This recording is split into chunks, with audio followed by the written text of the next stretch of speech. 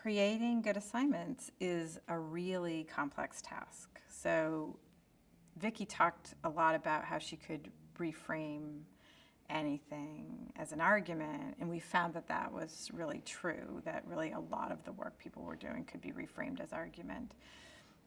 Still, it's a complex task in that there are a lot of parts. So I spoke earlier about how do you think about what's the evidence set?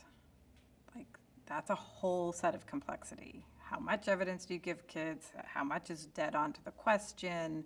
How much do you want them to go out and collect it themselves? Another thing that's really hard is there has tended to be a sense that you teach students everything they need to know, and then you teach them how to write about it.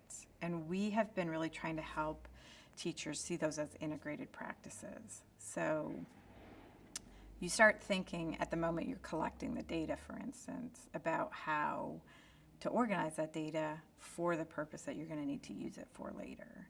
And that's part of the writing process. And if you deal with the data over here and then the writing over here, sometimes that's not very integrated or matched up.